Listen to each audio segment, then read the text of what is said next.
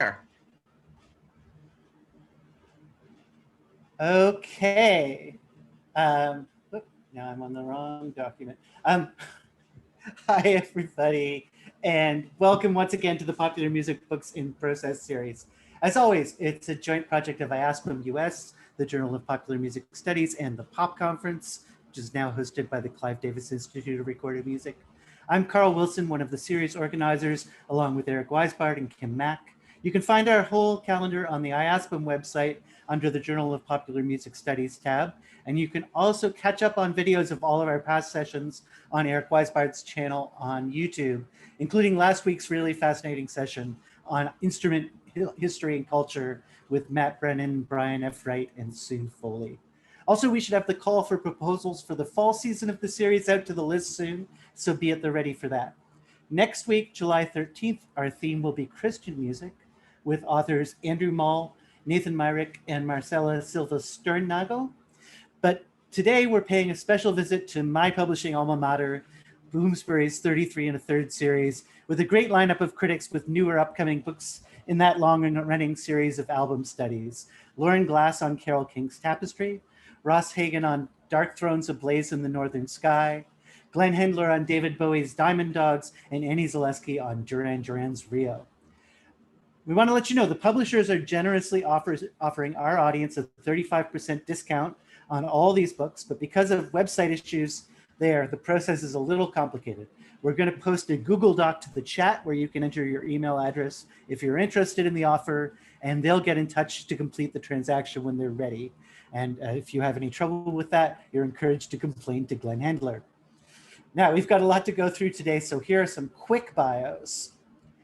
Loren Glass, talking about Carole King, is professor and chair of English at the University of Iowa. His most recent book is 2013's Counterculture Colophon, also known as Rebel Publisher, which is about Evergreen Review, the Grove Press, and kind of the businessification of the Avant-Garde. Loren is a member of the Post 45 Collective and co-edits their book series. Ross Hagen, talking about Dark Throne, is assistant professor of music studies at Utah Valley University, and he writes and publishes mainly about black metal music, medievalism, and the avant-garde.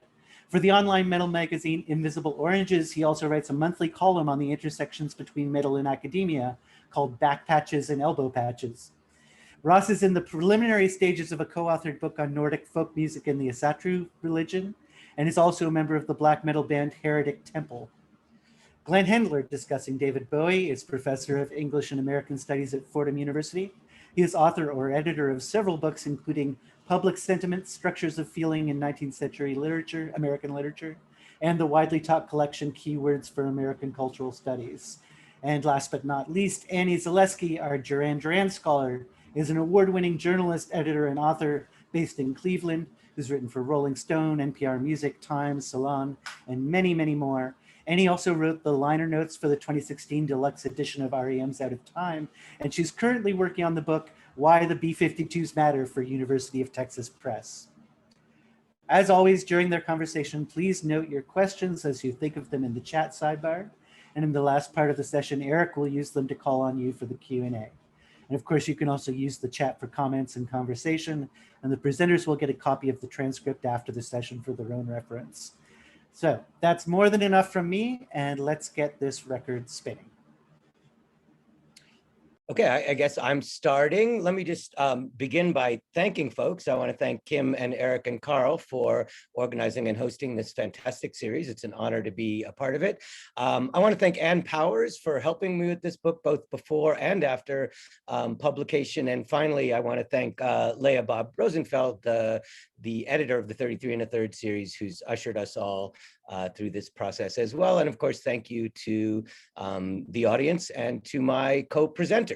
I'm going to share my screen here as this project, like I think so many projects of this type, began as a presentation at the POP conference. Let me get my thing up here. Can everyone see that?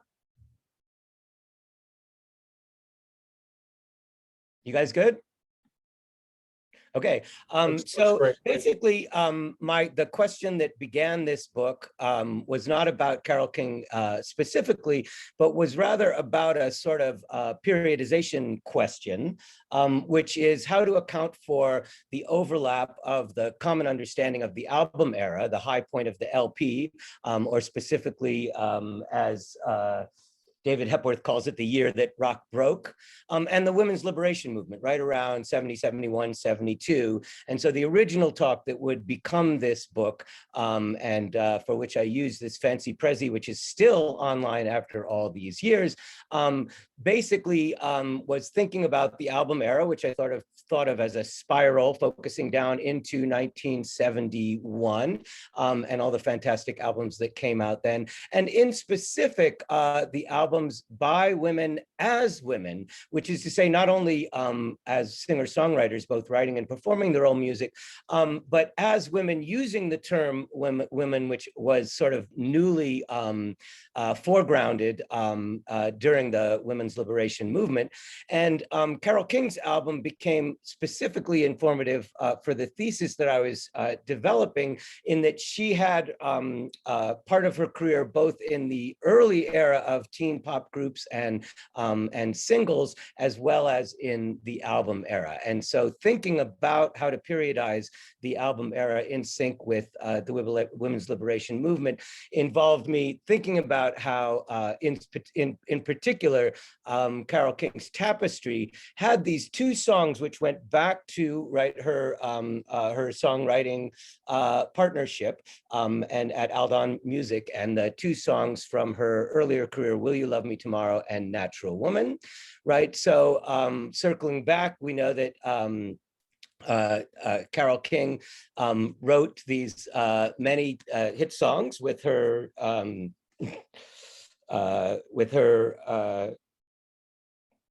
husband, whose name I'm suddenly forgetting.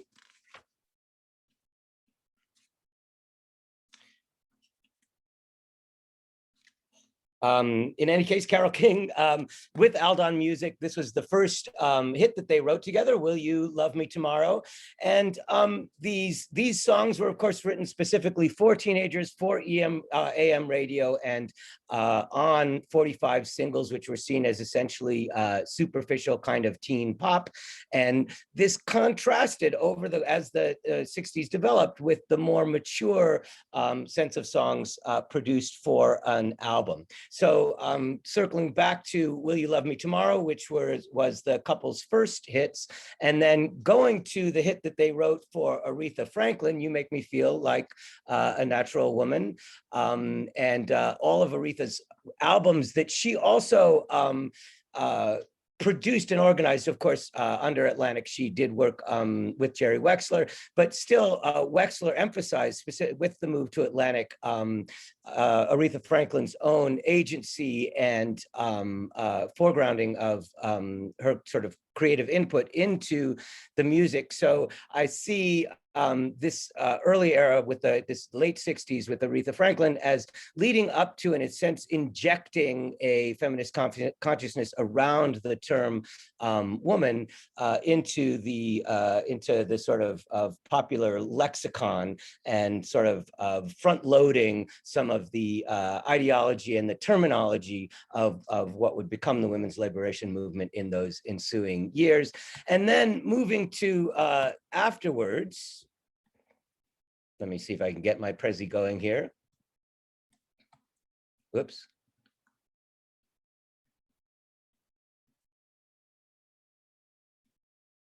We see the album era split into, on the one hand, adult contemporary, which I correlate with Helen Reddy's album and song, I Am Woman, as well as the rise of Olivia Records and women's movement, and women's music, and that whole scene that also developed around albums in the 70s in the wake of Tapestry.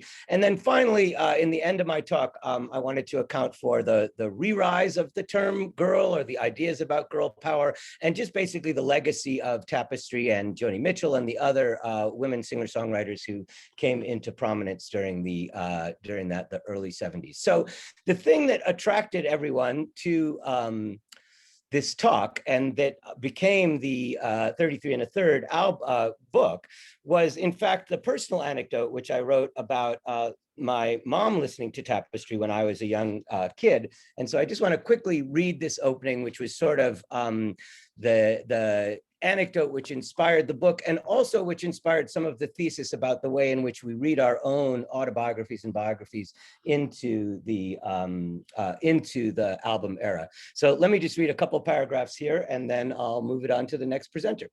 One of my earliest memories is of my mother's consciousness-raising group, She Who, chanting in a circle in the living room as I lay alone in bed.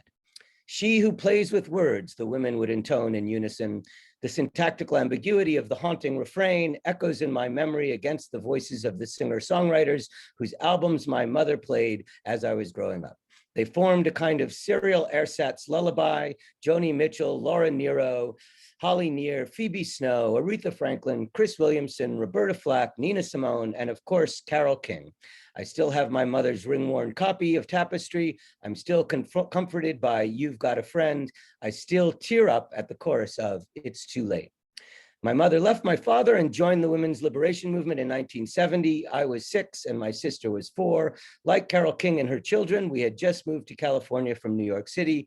And from that point on, my sister and I were counterculturally co-parented.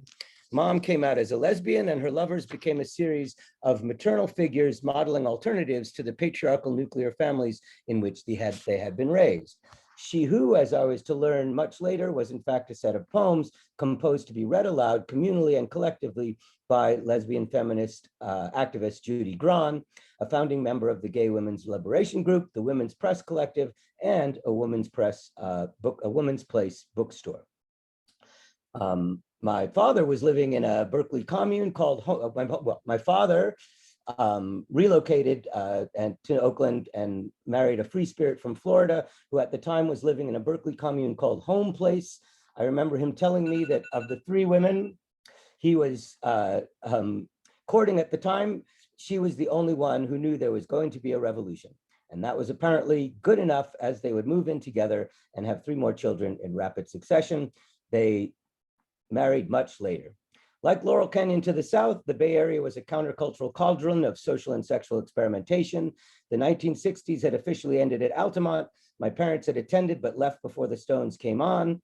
And as the wave of utopian radicalism receded into recent memory, the activists who had survived settled down, had children, and tried to put at least some of their principles into practice. Civil rights and Black power had transformed the nomenclature of our geography. Grove Street was renamed MLK. Sex education began in 6th grade and continued every other year. The first book we used was Show Me, a picture book of sex for children and parents, which has since been banned internationally as child pornography. All of my social living teachers were young, hip women, entirely comfortable talking to teenagers with candor and sensitivity about sex. And Tapestry was in heavy rotation. It was in the air, both AM and FM, and on turntables all over the Bay Area. It pervaded both public and private space. Everyone heard it and sang it and bought it. And unlike prior generations, we children of the counterculture shared our parents' musical tastes. In the car and in the living room, we listened and sang along together. In the 1950s and 60s, rock and roll had divided the generations. Indeed, it was one of the main markers of the generation gap. In 1970s, rock was more likely to unite them. We all listened to the Grateful Dead, the Rolling Stones, the Beatles, and Jefferson Airplane, and of course, to Carole King.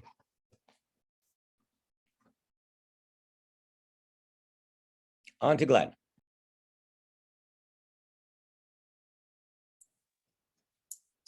Okay, we're doing alphabetical. I guess it's my turn.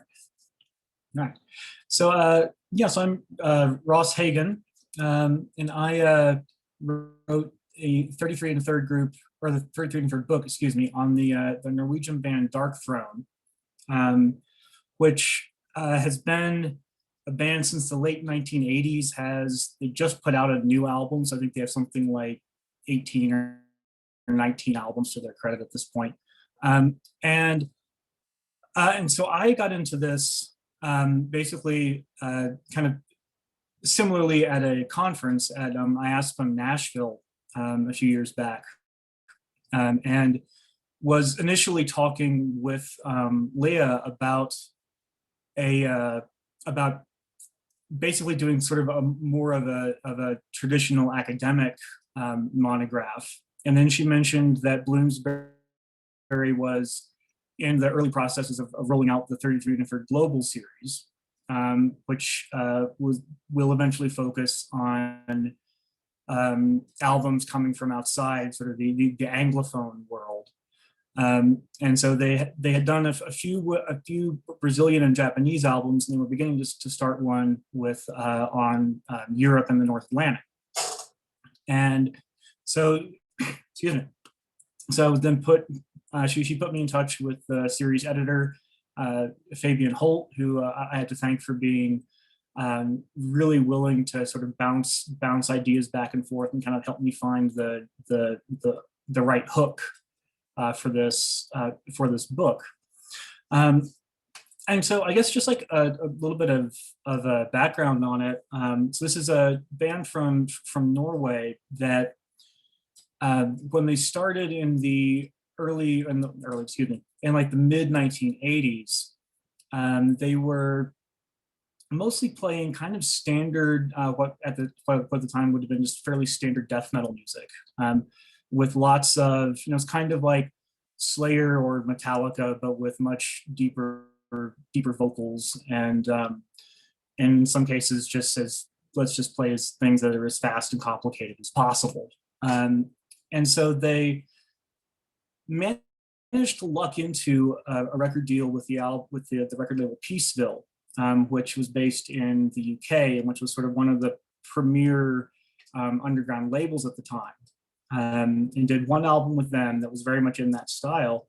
And then after that, they found themselves being really kind of disillusioned with it, and disillusioned with that style entirely, sort of feeling that they were beginning to like sort of paint themselves into a corner. They were not liking that the underground heavy metal of the time was becoming a lot more kind of standardized in its recording, and things like that. And so they started looking back to bands in the 80s like Venom and Bathory and Celtic Frost, who were writing music that was in a lot of ways pretty simplistic and kind of amateur in a lot of ways, but sort of found that as like a new way to kind of find like an alternative route for heaviness, sort of a, and as a result, really kind of, I think in hindsight, kind of cracked open the world of underground metal to lots of different approaches. So in terms of kind of approaching this book, one of the things that I was really interested to do was to really kind of dig into the musical style a little bit and the recording aesthetic of it. Because one of the things that this particular music scene is most known for was this sort of spasm of violence in the early 1990s, which resulted in church arsons, a few murders, it's like a sort of the whole origin story of the genre is like it's true crime podcast stuff at this point. And it's also something, though, that in terms of trying to write about this music, I've found it to be fairly challenging, because I've been writing about this music and playing music in this style for about 15 years at this point. And it's kind of difficult sometimes to sort of rehash this origin story over and over and over again, especially for things that happened in 1992. And so part of what I wanted to do was to sort of try to balance between sort of honoring that story, not pretending that it didn't happen, but at the same time getting into the musical aspects of it and kind of how it played into, actually I think played into some sort of lasting cultural conceptions about the Nordic region, that it has, that it's full of these forbidding landscapes and violent Vikings and trolls and wolves and things like that, and how it kind of plays into these aspects of just the polar regions in general. That if you look at TV and literature and films, a lot of times it's this sort of magical land of danger. The things that would come to mind for me are like, Frankenstein or Game of Thrones or In the Mouth of Madness or anything like that. And so it's been sort of interesting to see how this musical genre kind of keyed into that sort of exoticized perception, and in some ways played into the ways that in some cases Norwegians and Scandinavians kind of perceive themselves, as having this sort of rugged, individualistic kind of ability to thrive in that environment, or at least that's a part of the national mythology anyway. And so in looking at it, in terms of looking at this as sort of picking which album to look at, which was kind of one of the main questions that I had, because there were several. And this one was kind of a crux point for it, and seemed like a really good example, because in some ways the style that they came to embody was sort of only halfway there. Like there were some sort of temporary measures in place, and it wasn't until kind of the next album and the rest of and some other bands kind of in their circle put out albums shortly after that you then had this musical aesthetic that was really based more on things like atmosphere, kind of like sort of relentless rhythms, a lot of keyboards that sound a lot like fantasy film scores, and occasionally, and like lyrics about like mountains and frozenness and trolls and all kinds of stuff, that I can say, that as we're sort of talking about our sort of experiences and memories of this music, when I first heard something like this, living in suburban Oklahoma in the middle of the Bible Belt, that there was something really quite compelling about it. It was sort of like, again, it's like, watching a modern episode of Vikings or something like that, and being like, what is this? Where did this come from? Although I will say that for this particular album, I probably didn't hear any of it until I was in college, just because they were kind of hard. It was kind of hard to find. I knew about it, but wasn't really able to get my hands on it until Peaceville reissued it in the early 2000s. And so kind of the challenge that I liked about writing this particular one was just, I came into initially thinking about writing a book about this, thinking I was going to be writing a traditional academic monograph, but I was much more interested and excited to do something that would potentially, hopefully, reach a wider readership than some $100 book that only libraries can afford. But in any case, I think that's a decent intro for me, so I'll hand it over.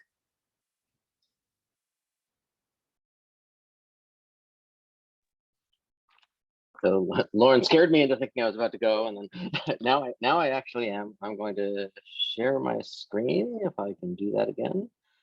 Oh, where'd it go? Wait a minute. That's not what I want to be sharing.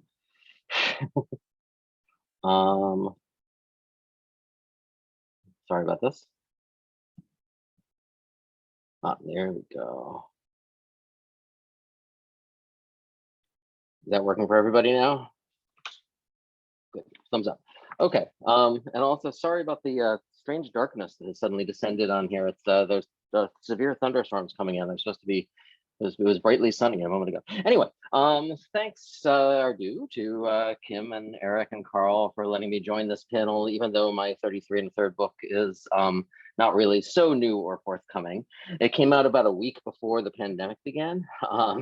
And I had all these events planned, and then they all got canceled. And I know that's not the worst thing that happened due to the pandemic, but this is a nice compensation for it in some ways. And it's great to appear with Annie, Ross, and Loren to talk about writing for the series. We went back and forth in email about questions we agreed to talk about, and I'm going to end up talking about the ones I didn't put forward out there. So I want to say a few quick things about the role of the personal and the nostalgic in my book that I think are applicable to 33 1/3 books in general, and maybe popular book music writing in general, and hope that they spark more conversation in a few minutes.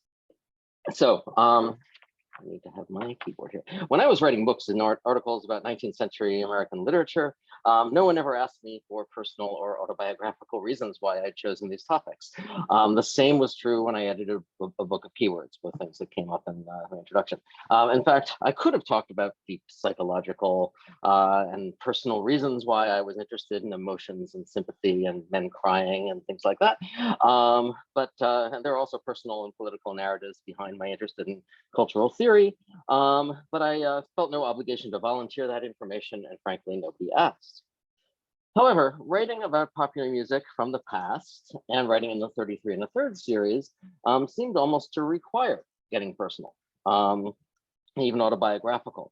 That was true in the writing of the book itself. If my book works at all, it's part of the reason why is that I felt that I was present in the book at every moment as a reader and as a listener. And I think that's true of a lot of the best 33 1/3 books, including the others on this panel. Mine starts with me at age 13. No, there's not going to be a slide of me at age 13, but that's not what I wanted to be. Slide's not there anyway. At age 13, in front of a TV set, up past my bedtime, watching David Bowie's first appearance on US TV. Fortunately, they don't all start exactly that way, but I think many of them are grounded in some complex and often mediated, but still real, version of the personal and the nostalgic. And so I imagine we'll talk about that some more. Annie also suggested in our email exchange that we talk about what kinds of responses we've been getting to our books. Of course, writing this book has meant that I'm now in conversations like this one, which is great.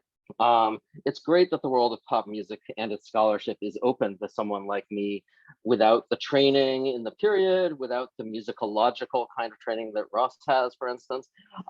I'm not sure that 19th century literature scholars would be as welcoming of somebody who'd worked on David Bowie all their life, suddenly decided to write a book about Frederick Douglass. I'm not sure they would be as welcome. So I think it speaks well for this field that, that there is a kind of welcoming attitude. And there are things to talk about here regarding the boundaries between fields and disciplines. But I also want to talk about some other kinds of responses. Publishing about David Bowie has put me in a whole set of conversations that I was never in before. Because while I was always a Bowie fan, something like 6 of the first 10 albums I ever bought were by Bowie. There we go. 6 of the first 10 albums I bought were by Bowie. But through his career, I bought each one as it came out, no matter what. But even though that's all true, I was never the kind of fan who joined fan groups, that kind of thing, fan clubs. I joined some online groups as I was writing this book and got a lot out of it. I learned a lot from them. There are even points where I had to credit, for instance, the Bowie Kooks Facebook group for pointing out the startling oral similarity between the final section of the Sweet Thing Sweet on Diamond Dogs and a tune called Negative Land by the band, my slides are not going the way they're supposed to. There we go. It's a tune called Negative Land by the German band Neue. And that was really fun and interesting to learn from other people as I was writing. After this 33 1/3 book came out, there was an almost instantaneous shift in the kind of expertise and authority I was presumed to have. That doesn't mean that everybody on all these Facebook groups automatically agreed with everything I said or deferred to my interpretations. There are lots of people in these groups who disagree with me, even when I have the facts on my side. So for instance, there are people who just refuse to believe that Bowie did not play. It had to be a good picture of Bowie, right? That Bowie did not play the famous riff on Rebel Rebel. That in fact, it was studio musician Alan Parker who did so. And no matter how much I point to conversations, interviews with Bowie and with Parker explaining this, people insist on the idea that Bowie played it. But it does mean that, so people don't always agree with me, but it does mean that people in these groups want to hear what I have to say about the things they're discussing. And that's been a lot of fun. More startling has been the change in access to people in David Bowie's world. I made some efforts while writing the book to get access to the Bowie archive. And as Katie Reed, who I think is here, noted a couple of weeks ago in this group, that's really, really difficult to do. That's pretty much closed. And I tried developing connections through the curators of the David Bowie Is exhibition and other ways, and they were very helpful, but there was no way in. But most of the book is something that I'm kind of familiar with within my discipline as a literary scholar. It's a kind of reading and historical contextualization of the album. So for instance, why does this all have water? So for instance, I make an argument that the widely recognized influence of George Orwell's 1984 and William Burroughs' The Wild Boys are not separate factors on the album, but that the themes and imagery and Burroughs' cut-up method are blended together on much of the album. That's a pretty literary argument, right? It's about literary influences. Of course, that's not to say that my book is so literary that I just interpret the lyrics. I don't pretend to be either a musician or a musicologist, but I do pay close attention to the sound of the album, sometimes drawing on other people's musicological work. And I even make a claim to have figured out something about the time signature of the final piece, Chant of the Ever-Circling Skeletal Family, that has stumped musicologists studying the record. I don't know if I'm right, but I make that claim anyway. So the last point I want to make here is that publishing the book has given me credibility with some of Bowie's own people that I never dreamed of having. I had an email exchange with Bowie's childhood friend and musical influence, Jeff McCormick. I had an hour-long phone conversation with Bowie's lover from 1974, backing vocalist and all-around fabulous person, Ava Cherry. And I learned great things about the making of the album. And there's more, there's more. I've gotten in touch with more people as well, all after publishing the book. And I could almost publish it, write a whole new book now, a whole different book that would be really different. One that would provide a richer account of the people involved in the making of the album. Which is kind of funny because even without those sources, I had so much to say about the record that I turned into to Bloomsbury a manuscript that, if published, would have been about twice as long as the longest ever 33 1/3 book. They kindly sent it back to me and said, "No, you can't do that." Thankfully, they pulled me back from there. But so I had a lot to say, but now, with these conversations with these various people, I have more to say. So I want to end there with one question that other writers here might have things to say about, and that has to do with, is there a relationship between the author's personal narratives in the books, which are present in all these books, and the personal narratives about the subjects of these books? Is there a way that they can give you access to the kind of personal aspect of the making of the albums as well? And we can talk about that a little bit later, but I'm out of time, I believe, so I won't talk about that now. Thank you. Open share. So yes. I think it's my turn. Is that right? That's right. Annie. Always last. Zaleski, sorry. I do not have a presentation. I am not the most PowerPoint savvy person as anyone who's been to PopCon. I will tell everyone. But yeah, anyway, so I just published a couple months ago, the 33 1/3 on Duran Duran's Rio. And I think this is probably the product of, I've been a Duran Duran fan for nearly 30 years. So even before I was a journalist, even before I was a writer, I was a Duran Duran fan. And in fact, one of my earliest bits of music journalism, which my mom actually found in recent times, was I co-reviewed a Duran Duran concert for my high school newspaper.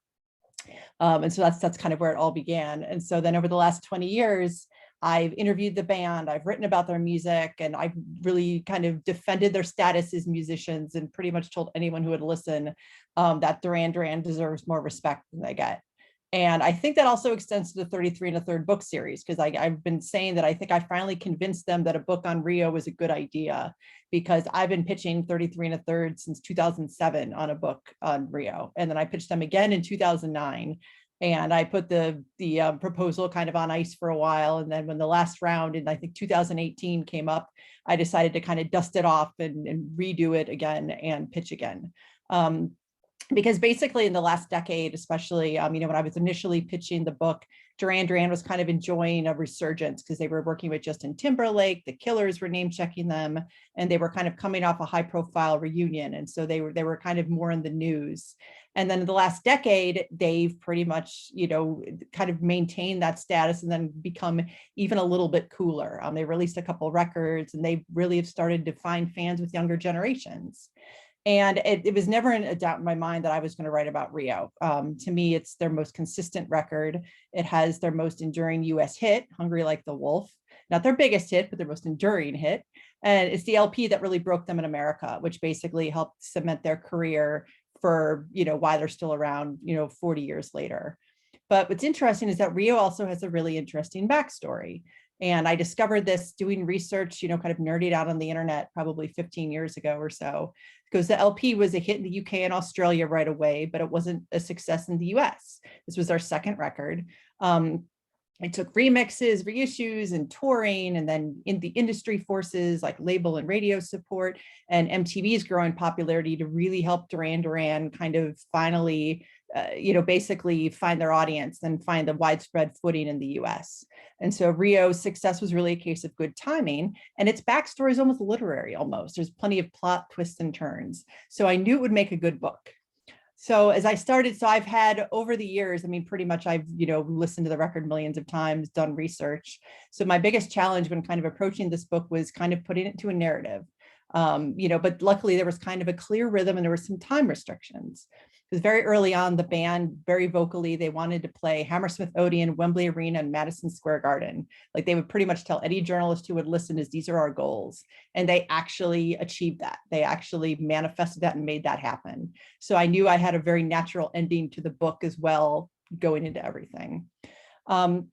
Because I don't really have an academic background, I really came at the book from the standpoint of a pop culture journalist and a music critic, but I also enjoy deep research and reporting and also interviewing people. So I did a ton of secondary research. I dug into bios, a lot of trade magazines. I pretty much read every issue of Billboard from 1981 to 1983, videos, and I tracked down as many people as I could from kind of the Rio era, whether that was graphic designers, photographers, video directors, people who worked at MTV, their former manager, publicists, someone who worked with them early in their career as a producer, So, and I talked to 4 of the 5 band members as well. I knew that going in that I really, really wanted to get the band perspective because they had talked about Rio many, many, many times over the years, but I wanted to kind of get a fresh perspective and get buy-in. And because there's so much information about Duran Duran out there, and some of it correct and some of it not. So I wanted to try to correct some errors.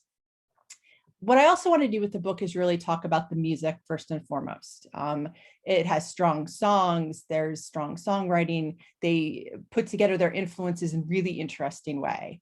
And it was also important to me to kind of align Rio with other movements at the time, because it's really, Duran Duran back in those days, and this record especially, it was the product of musicians who grew up immersed in 70s musical movements, from punk, hard rock, disco, post-punk, art rock, even a bit of prog, but they really kind of came at that with fresh modern ears. And you don't necessarily, it's when you look back, there isn't a lot of pure music criticism about Duran Duran. There was a lot about their looks and their visual element and their videos, but there wasn't a lot of, hey, let's dive in and analyze their music.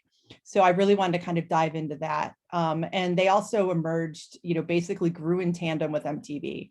Their debut record came out 6 weeks before the channel launched, and they were always really, really savvy and smart about being aligned with the channel. And so there was a lot about their visual element and music videos as well that just really kind of made it interesting. And the record also really benefited from changes in radio too. In late 1982 and early 1983, when the airwaves kind of loosened up slightly to embrace new wave. And I guess above all, I really wanted to write something that established Duran Duran's bona fides as an influence and as really talented musicians. You know, as with many bands considered to be boy bands, especially because they had a predominantly female fan base, they weren't always respected. They were kind of seen as pretty faces, kind of a prefab band. You know, they potentially didn't write their own songs, didn't play their own instruments, and they really weren't kind of given the respect. And even now, when I've written about it and you hear people talking about it, they kind of sneer at Duran Duran, even though they've done a heck of a lot of things since then. So I really wanted to kind of write a book that establish them, why you're wrong, basically. That was it. So, and then, and a lot of it, speaking of the personal element, I have a lot of nostalgia for Rio because I discovered the record in high school, but my nostalgia for the music is a lot different than it is for many fans because my high school years took place in the mid-90s. So I also brought a very different perception of Duran Duran because I wasn't around for their early 80s MTV heyday, but I really kind of came to them as sophisticated songwriters first and foremost. And their music videos were kind of glamorous and kind of cool and, a little bit more, cutting edge in 90s. So I knew the kind of the adult Duran Duran first, who had kind of weathered fame and then lineup changes and some fallow commercial years. So I kind of knew the band from very well differently first. And so I think that's also why I have a kind of a different perspective on the record and a different perspective on the band. Simply because, I came, post Beatlemania, basically, or Duran mania. So that's kind of the long and the short of it. And then I think there's some other things we can get into on the conversation.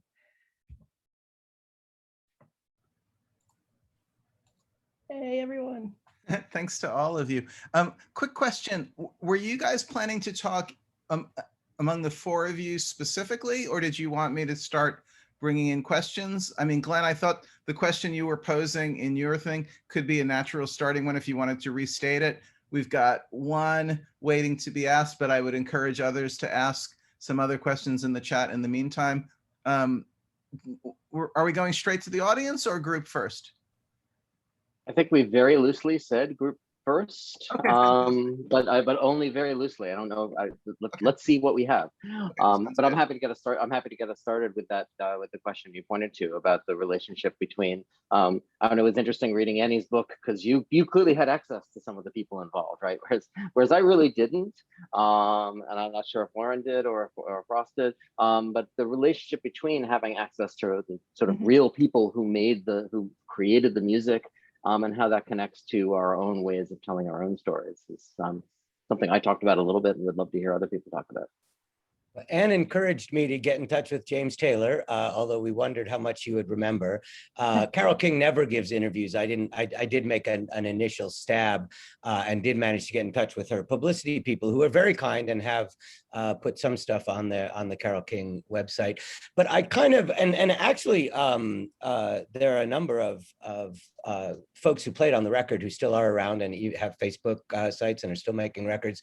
But I kind of decided that the book was, so many people had written about Carole King and that record, particularly that record. And so many of the folks had been interviewed already, and sort of the making of it in some ways was a relatively well-known story. And so I decided that the point of my book was more about the intersection between my personal life and my understanding of that historical era and the album itself. I felt enormously intimidated taking it on. I knew how many people have invested, emotionally, intellectually, nostalgically in this album.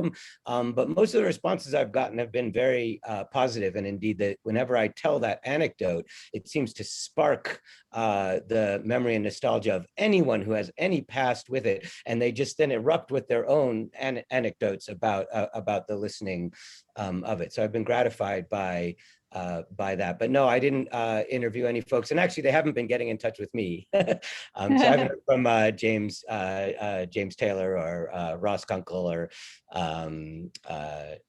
any of the folks.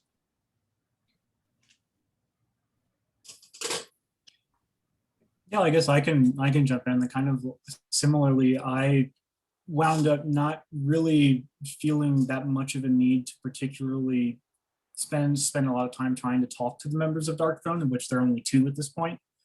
And for the same reason that they've been talking about the production of this album for almost 30 years at this point. And so I was I basically felt like I would just kind of be bothering them to ask them the questions that people have been asking them for so many decades. And I was like, well, they've talked about this a lot. And similarly, a lot of my sort of angle in the book was, again, was sort of dealing with more like musical analysis and sort of studies of exoticism, and then kind of also how this really kind of harsh and for many people not very pleasant kind of music has now become, you know, a thing that is like a bona fide Norwegian cultural product that is mentioned on, you know, the like embassy personnel have been made sure that they know about this kind of music because people might ask them about it. It's like a bona fide tourist project at this point. And so in some ways I was interested in a lot of things that were kind of outside of the band. And since they are, you know, not particularly, you know, they're not like Carole King, like never giving interviews. And although there are lots of black metal musicians who are like that, Dark Throne are not like that at all. Especially the drummer Fenris, who seems like if you get him going about metal, he'll talk your ear off until the wee hours. Annie, you did get to talk to people in the band and people around it, right? I did. And, you know, so I went into it at least knowing, so I know their social media person. I've known their social media person who's worked with the band for many, many years, for a couple decades. So I had a little bit of an advantage in that as soon as I announced, hey, you know, this book was coming, she reached out to me and she's like, oh, I'm going to connect you with management right away.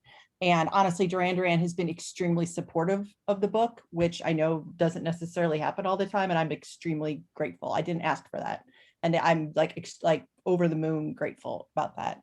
But I also kind of knew going in, the band is always over the years been very, very supportive of projects about them that really, that are kind of like, there's a fan that has this poster book that's really amazing, this really like coffee table poster book. And, you know, the band members have commented on it. They did the foreword for it. And they, you know, I know Nick Rhodes did a foreword for a friend of mine. So they're very supportive about things that are that kind of, you know, different projects that are looking at the band's music and really kind of putting it in cultural context. And so I knew going in that it was probably a good sense that I'd be able to talk to them. And so, but I didn't count on anything, you know, because, you know, they're still working on new music. They're a working entity. And so, you know, I never kind of knew. And so I was very happy that, you know, 3 out of the 4 original members, and then Andy Taylor has different management, and he was also willing to talk. But, you know, it was really interesting how willing people were to talk to me. And, you know, because you never know with these things. You know, I talked to Russell Mulcahy, who did a lot of their music videos. I talked to the guy who took the photo in the liner notes. I talked to the saxophone player who did the Rio solo. You know, there were some people I couldn't track down. They've kind of disappeared and I couldn't get a hold of them, but people were really, really willing to talk. And, you know, and I wanted that. I mean, I think this is probably my journalism background, because I've done a lot of stories over the years, kind of looking at studio processes and how records came together. And it's something I really enjoy doing. And so I kind of have a track record of doing that stuff. If you Google me, you can find, okay, she's done stuff like this before. But, you know, I really like kind of getting that insight, because it really just kind of helps tell the story of a record more. Yeah, I don't know if that answered the question, but it was important to me to have that perspective in there. And, you know, when I talked to like John Taylor specifically, he was like, you know, I want to try to say something that I've never said before, you know. So I think because the 33 and the third series is also so well respected, and it's very well recognized as, you know, hey, this is really special if your record is in this series. I think that helped a little bit too. That's a really interesting, and obviously David Bowie was dead before I started writing, but also the you know, the people I wanted to talk to were all people who had given interviews a lot of times but hadn't talked in great detail, and that was different. And I didn't like I said, I didn't talk to them beforehand, and maybe because I wasn't used to talking to people, unlike you, Annie, right? my previous work on 19th century American literature, 19th century authors very rarely give interviews. But interestingly, afterwards, people were really willing to talk. Some, right, were really willing to talk and to share stuff that, as far as I could tell, they'd never shared before. And so, you know, I have stuff to write now for a while, because people shared stories about the making of this album that have never been shared before. There seemed to be a set of kind of standard stories that they told a million times. And this is an interesting phenomenon too, right? They told the same story to interviewers 5 or 6 times. And if I extended the email conversation or the phone conversation or the Zoom conversation long enough, we get past those familiar stories into some new stuff. And that, I think, was an interesting, maybe it's something that a journalist always knows how to do, but I was just learning by having these conversations. You can never count on that. That's the, you know, and that's what you always hope for, but you never 100% know. And, you know, and it's funny you say that, because yeah, Duran Duran over the years has talked about Rio, the making of Rio, you know, a lot. And, you know, and that was actually some of my sources to kind of fill in some blanks. But yeah, and the fact that people want to talk later too, I think that's interesting. And you find that a lot in journalism. People kind of want to know how things turn out. And because they might be a little suspicious, you know, they're like, oh, I don't know this person. But once they see, oh, this book came out, this is really good, then they're maybe a little bit more willing to talk. And so I think that's an interesting phenomenon that I think is very, very common. Yeah, that's a really good point too, because if they think a critic is coming at their book, at their album, they may not like that idea, right? And I got to say that people who were around David Bowie, especially in the 1970s, but I think forever, are incredibly loyal to him. I mean, even someone he dumped, even somebody, I talked to somebody who he refused to speak to for 25 years, but who was incredibly loyal to the man. And that was just something that's, I don't know if that's particular to Bowie or not, but it was something that really struck me. It was very hard to get people to talk critically. I mean, I didn't want them to say nasty things about David Bowie, but to think critically in the way that I'm accustomed to as a critic and a scholar, to think critically and to say, you know, to go to something that Ross talks about in his book too, right? Think about the relationship to some really nasty things that Bowie said and did in the 1970s. They just wanted to leave that alone. They didn't want to go there at all. I've talked a lot, so somebody else jump in. I think that's really common. And, you know, I think you see that a lot, you know, and obviously Duran Duran are such big Bowie fans, but like the band, I mean, there was, you know, both John Taylor and Andy Taylor's books really focused on, you know, kind of some of the tabloid element, because, you know, there was definitely a lot of drama between kind of, you know, drug and alcohol abuse and, you know, and potentially a bunch of other things. And, you know, and I think, you know, it helped, I think, going in that I was like, look, that's not the book I want to write, you know, because it's been covered. And, you know, it's a little, to me, at least as a reader, as a fan, I find it kind of boring to relitigate something that happened 40 years ago. It's like, I don't want to talk about, you know, the time you snorted coke with someone, you know, 35 years ago, you know, that to me, and that's just my personal, you know, personality. That's not what I'm interested in reading. And so I think as well, kind of setting the parameters, saying, no, this is what I want to do, I think also helped a little bit too, you know, because Duran Duran, especially, I mean, over the years, they've had plenty of, you know, different stories that have come out. And I think a lot of, you know, journalists who have written some really nasty stories about them, you know, and doing research, it was actually quite shocking, just some of the ways the band was characterized, the way the fans were characterized. It was definitely a different era of music journalism that they came up in, both in the UK and the US.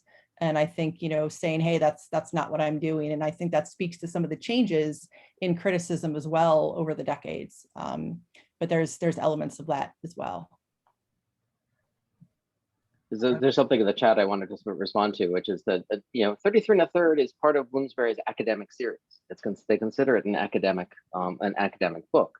And so, yes, as I think as John said, you have to talk about it in academic terms. So it doesn't mean you can't be journalistic, you can't be anecdotal, you can't be all sorts of other things, but there's a relation to the academic there that is worth remembering.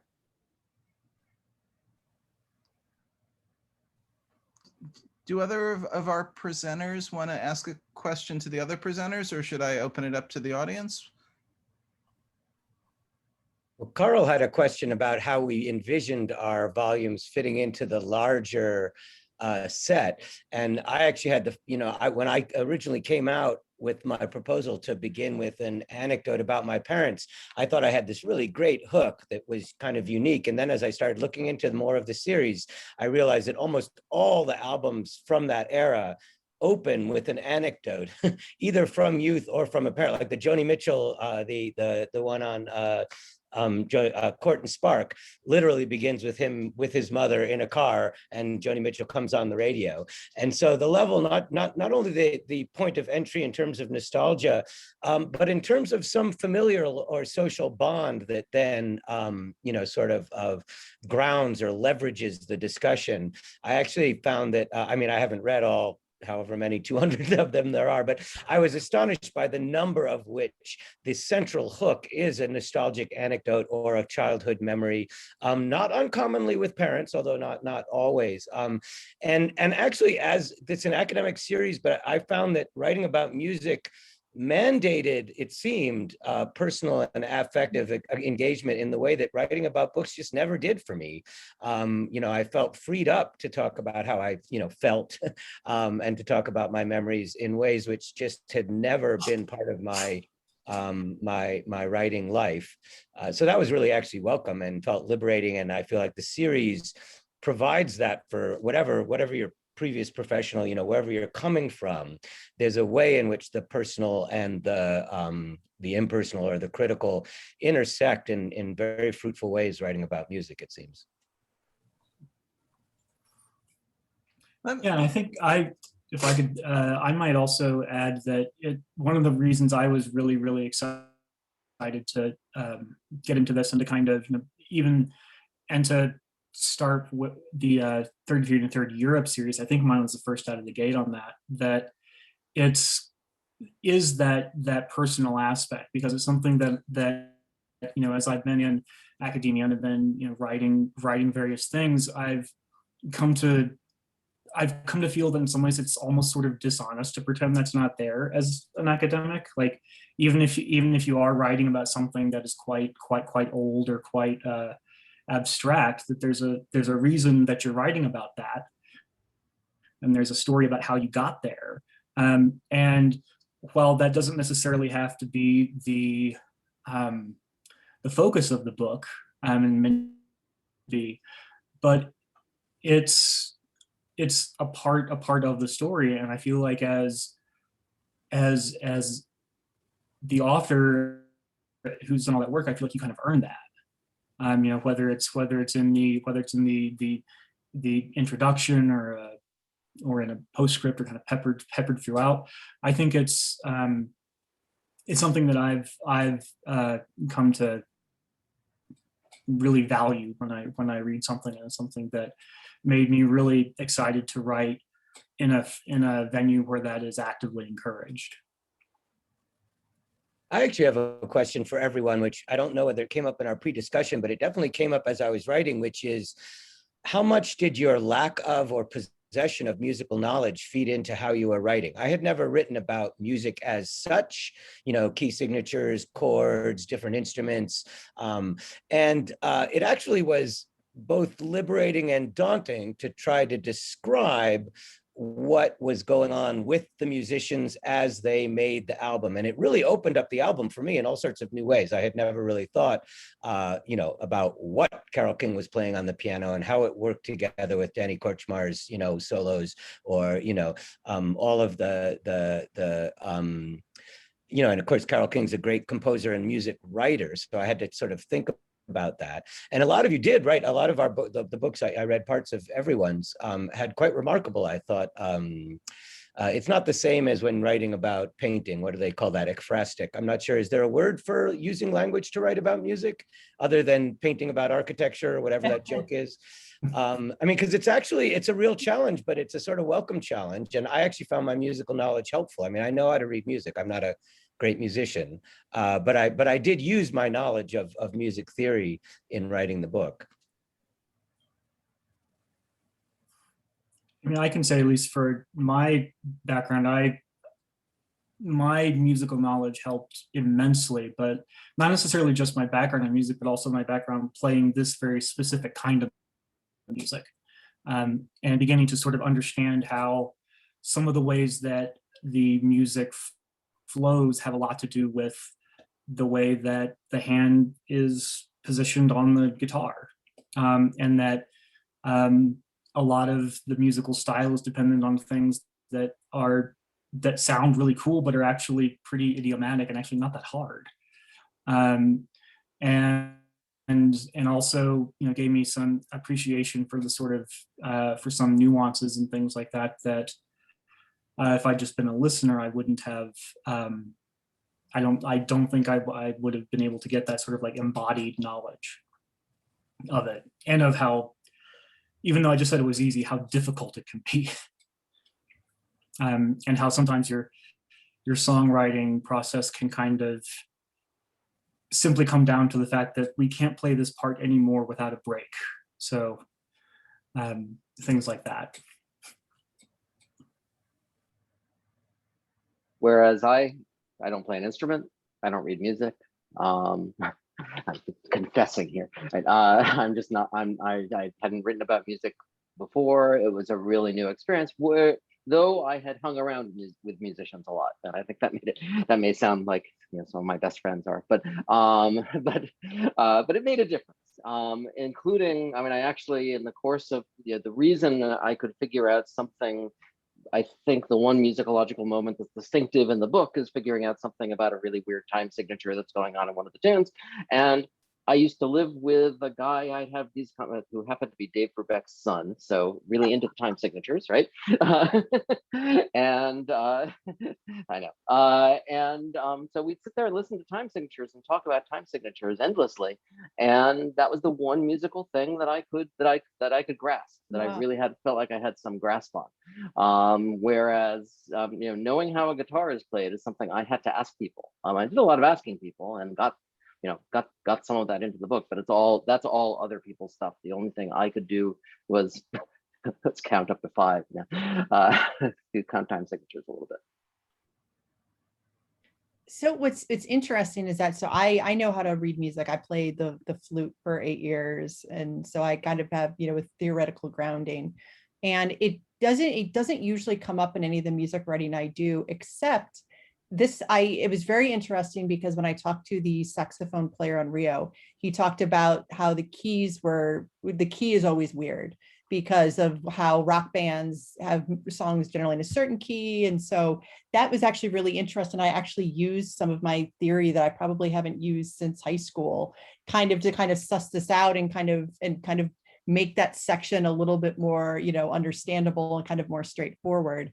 I think what was more interesting was that I had a little bit more of talking about equipment and then also kind of studio experimentation than I usually do in terms of writing about things, just because they were using some different keyboards. And so Nick Rhodes, the keyboardist, is known for being he's a keyboard geek, basically. Keyboard enthusiast, I guess you would say. And so he was working with a lot of early technology. And so that was really integral to the album's sound and to some of the songs and how they came together. And so I really had to kind of do a little bit of research and make sure some of the sections were coming together and looking up some different equipment that I wasn't necessarily familiar with. And that's not something I usually sort of have to do. And so I kind of paired that stuff with more of the usual things that I'm used to, like looking at, well, how does this sound together? And how would this kind of come across? And, what is thematically, how does everything sort of intersect? And so I used, some of the stuff I'm more familiar with some of the more kind of challenging things. And so that was actually very gratifying because it's not something I usually get to do. I should probably jump in and bring some audience questions into the mix, if that's cool. Florian, do you want to ask your question?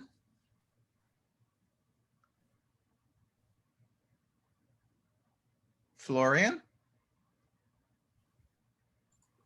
Okay.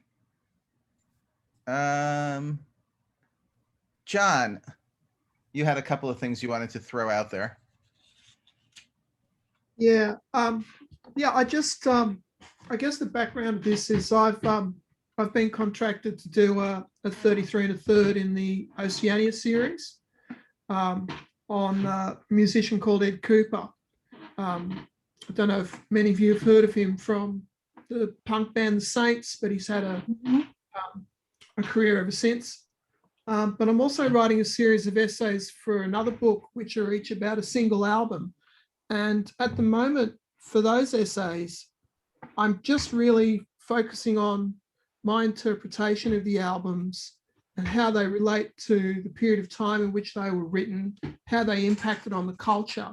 And so far, I'm kind of avoiding the, trying to talk to the musicians and the record labels and all that sort of thing. Whereas I think I will do that for the 33 1/3. And I don't know if it's because I sense that's what's expected of books in the series. It just feels like the right thing to do to me. But I am interested in the idea of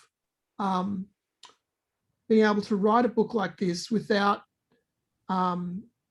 interviewing the musicians, without sort of constructing a how this thing was made, and the extent to which our presenters today think that's a legitimate thing to do. And thinking back on the series, I think maybe the 33 1/3 on REM's Murmur doesn't engage with interviewing the musicians. It talks more about Georgia and the mythology around the South. And perhaps the one on Elvis Costello's Armed Forces talks more about the ideas around power and fascism, but also musical influences. But I don't think it interviews people from the band either. So I just wondered if you had any thoughts about that. I'll quickly say, I think what's great about the series is it's like 1,000 flowers blooming, right? I mean, they really seem to, if they're convinced by your proposal, they'll let you run with it. Some people do completely idiosyncratic personal takes, and other people do really thorough deep dives into the interviews and the history. I've been drawn more to the conventional ones that teach me something about the album, because I don't always know, sort of the backstory behind it. And I think there are people here who have a far more expansive sense of the series. But one of the great things about it is once they've given you the contract, they seem to trust you to do it, however you see best fit to do it. I think there are certain writers that if you're doing something a little bit more unorthodox or something different, would do a really amazing job with that. Like if they have a creative idea, they can execute on it. I know, like me personally, I don't think that I would do well or write a good book if it was something a little bit more offbeat or unorthodox. And I think that's just because of my background. But I think that there are some writers, because there have been so many amazing books, like early in the series, especially, that were based in fiction and just were really, really, really expansive and really kind of used the record as a jumping off point to tell a greater story. And I think that they're amazing. But I think that's just me personally. I don't think I could ever do something that good. But that doesn't mean someone else couldn't. I guess I just want to say I'm not making a value judgment about one approach or the other. I'm just interested in the potential to do one or the other. I will confess that my proposal suggested that I was going to do something much more experimental than I ended up doing. And yes, they trusted me, and well, then when I wrote so much, that's another story. But there were going to be these various conversations with different people integrated into the book, people responding to Bowie's Diamond Dogs. And I just realized there was so much just to be said about what was on the album that I didn't, and things connected to it that I couldn't do more than that. So it depends on, that goes back to another question I saw in the chat about the constraints of space. I never had to write something about something that seemed so big in so little space. And that's a really interesting and disciplining kind of exercise. That was an incredible challenge for me. I guess I'm verbose. We will get to all the comments in the chat, Glenn. I'm just kidding. We probably won't. Ross, did you want in on this, or should we move on to the question for you? How's that for a tricky one to contemplate? Good grief. Well, I guess like my 2 cents on the question of on that discussion is that I very much, I can't resist the pun. I did mine kind of by the book. That, you know, it's sort of, you know, I never really considered trying to do something more experimental or anything like that, because that's just not really how my writer brain works at this point. And so I wouldn't necessarily trust myself to be able to pull that off. All right. Florian. Oh yeah. Hi Ross. Like I'm just gonna like open up this ancient question from earlier again. So I think we've had numerous points have distance come up as this topic. We go back to the people and like, you know, how was it disseminated? And I really appreciated that both in your talk and your book, like the kind of like how hard it was to find and like how it's kind of like sometimes experienced at a distance necessarily, and where the loss of that is like acutely felt once it becomes kind of like more embedded in the internet, like everything else now. Mm-hmm. And one thing that I've like always like when I write and think about it myself is like what was actually new in black metal and that moment, because a lot of like the discourse around it like reformulates that kind of like analog fundamentalism back to the really tape trading underground kind of element. And so I wanted to ask your very personal opinion. We've talked before about the professed influence of like electronic dance music and industrial music, which is like surprisingly widespread and like goes way beyond the Norwegian guys. Like it's Finnish guys with like, you know, it's the summoning guys in Austria too, like who all at this moment too, at the time that they were kind of like contemplating, do we really read like, you know, a break in every bar? Do we really need to like have all that stuff? Mm-hmm. That they were all kind of like coalescing also around this enthusiasm for like techno. This is curious phenomenon where in my mind that only also worked because it was experienced as a distance, like, you know, as white label records, like disembodied records, it gone through the UK, coming from the US, and it been kind of like whitewashed from its African-American origins. And acknowledging these outside influences is always so roundabout and weird in metal, because and I wanted to just hear your personal take on that, because I found the parts on media and the particular media environment that this stuff happened in like among the most provocative.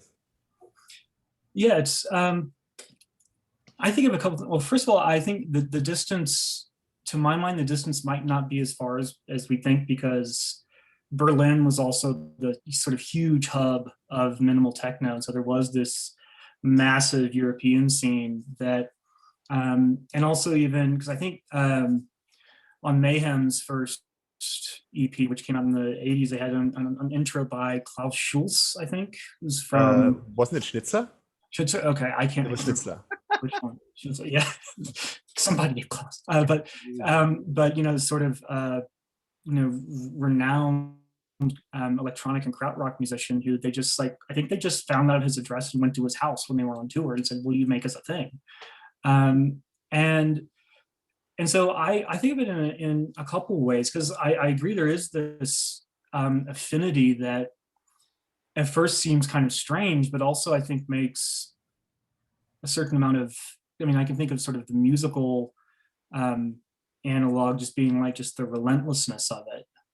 That it's sort of that both styles of music do kind of have this relentless rhythm to it that kind of lulls you into a well, not to overstate it, but kind of like almost like a sort of trance-inducing kind of rhythm to it. And there is, and I also, I don't know if this necessarily applies to techno, but I also think of the relationship between metal, or specifically black metal, and I guess what's going to be called dungeon synth. So these sort of like nostalgic video game soundtracks for sort of like early D&D style video games and things like that, that sort of forms a part of their musical background, I think, and the musical aesthetic. But it is kind of a, you know, there's a sense, I think, also that for some black metalers, I mean, not all, but I think for some, there is sort of a a sense of having, you know, a real sort of gatekeeping kind of mentality around the musical style and keeping it, even though I sort of talk about, or I mentioned earlier, this idea of Dark Throne and black metal kind of cracking open alternative routes for pursuing ideas of heaviness or extremeness. That of course, once you do that, then you have just like a new set of rules for some people, and that now those are the rules, and that's what we're going to follow. But by the same time, there are a lot of people who also sort of took that and went off in another direction. And your question also puts me in mind of the Norwegian band Enslaved, which is much more like a Viking-y kind of thing, did a cover of Röyksopp's What Else Is There, that is, again, but they're both Norwegian, so there was sort of this kind of, I think kind of perhaps kind of national affinity or regional affinity to it as well, possibly. That, you know, we're all Norwegian musicians here together, let's see what comes out of it. Thanks. Chris, are you willing or interested in asking Anne's question as she hinted you might, or should I move on?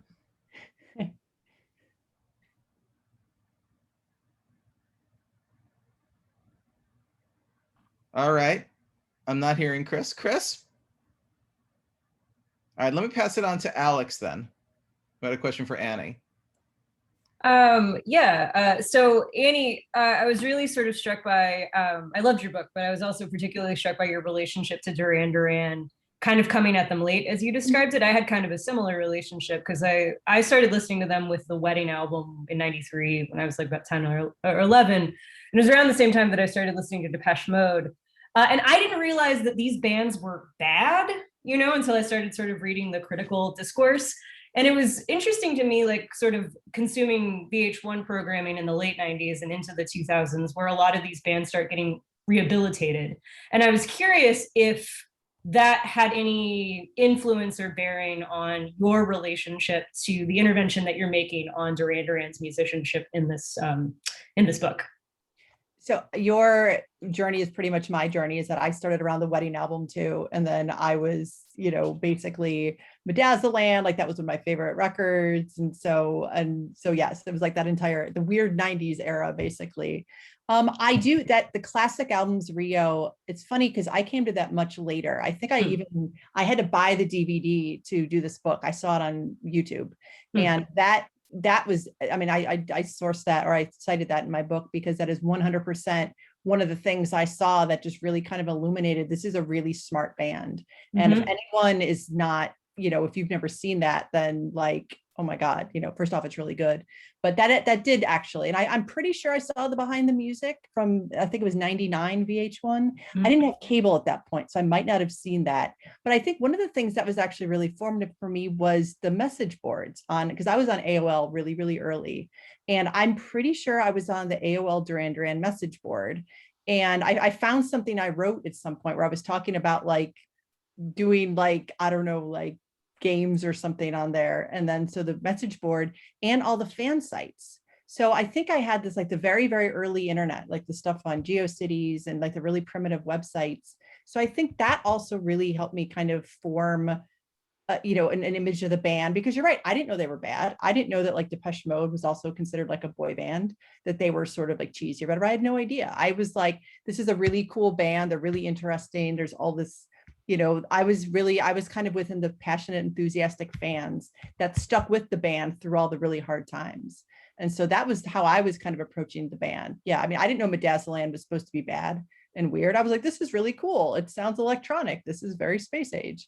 So, you know, I'm very similar. And, you know, but I think you're right, though, in terms of all of this media, there were these little things that were kind of coming up over the years that were kind of trying to rehabilitate Duran Duran. And it didn't really stick, I think, until maybe the last decade, when I think a lot of people who liked them in the 80s and liked them in the 90s finally, you know, basically became in power in different media, say, okay, we're going to give them press and we're going to talk about this stuff.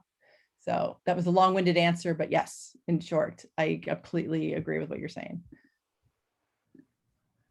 I will just go ahead and ask Anne's question and let people know that if they want still more music talk tonight, she's talking with Jessica Hopper at the top of the hour. Anne had asked everybody, playing off something Glenn said, do you all have an extra volume in your hard drive given the length limitations of these books? That does seem like a good question to see if everyone wants to throw in something that got left on the cutting room floor.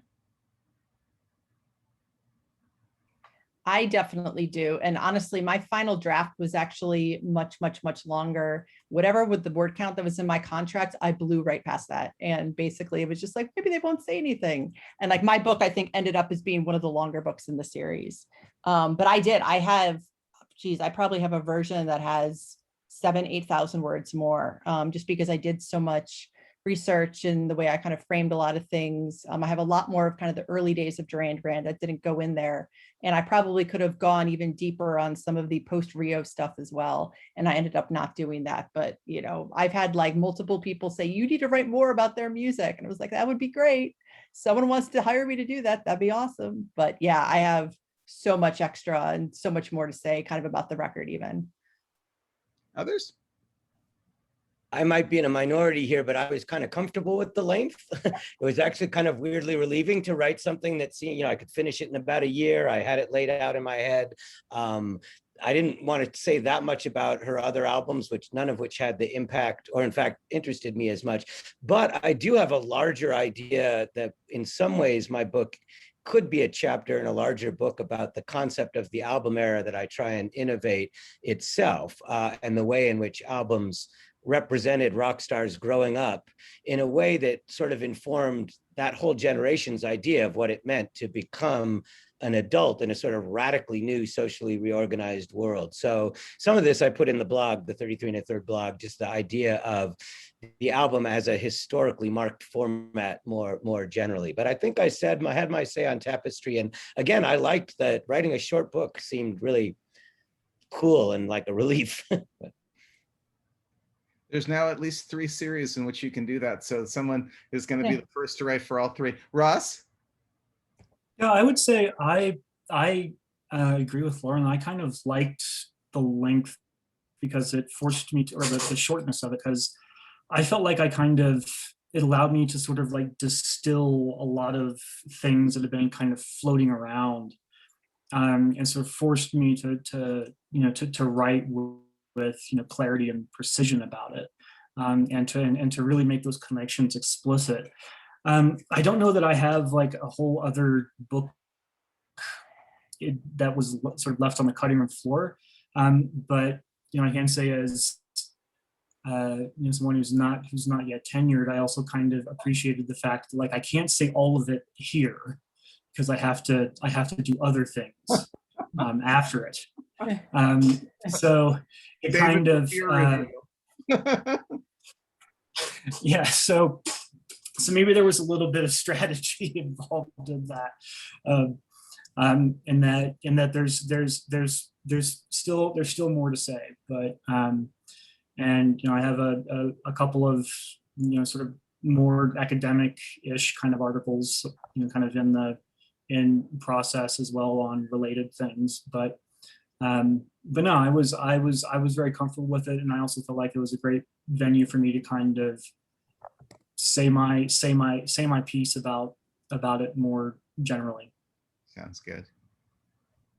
So it was my comment that sparked this question, and it is true that I turned in to the editors at 33 1/3 a manuscript that was more than twice as long as my contract said. So it wasn't just blew past it; I blew past it twice.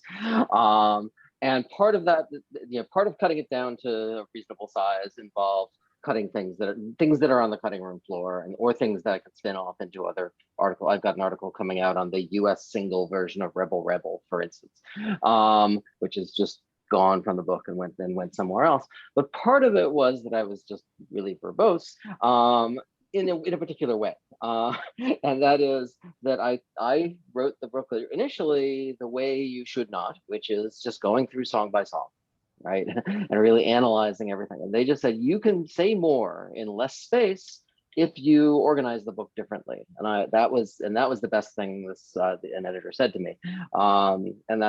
So doing it in a kind of, it wasn't even a thematic way. It kind of meandered in certain ways, but doing it in a way that tied things together and wasn't just a song by song reading of the album, made it possible for me to make it much shorter. I was ultimately kind of liberated by the shortness of it too. I'm not completely disagreeing with Loren, but it was a hard liberation. Let's put that. Another painful element, liberation. Another element of the liberation, I wonder whether you guys felt this. I like the idea of writing something that I thought could be read in one sitting as a sort of comprehensive experience. And indeed, I've seen more books of this length, more series. I don't know whether it has to do with attention spans or cost of paper or what it is, but I actually felt like I was writing in a sort of new genre, like, the short book, that you can come sit with, usually with a fairly discrete topic. And it really felt different than anything I'd written before, and sort of more generous to the reader, I guess. Carl, do you want to take us home with a final question, or should we say goodnight? I think most of what my question involved has been covered one way or another, so I think we can maybe wrap up there. All righty. Well, thanks to all of our presenters. Good luck with each of your books. Every co-organizer in this series has either written or will write a book on the 33 1/3 series. So I suppose this is like a strange home team or something. But thanks to you all for sure.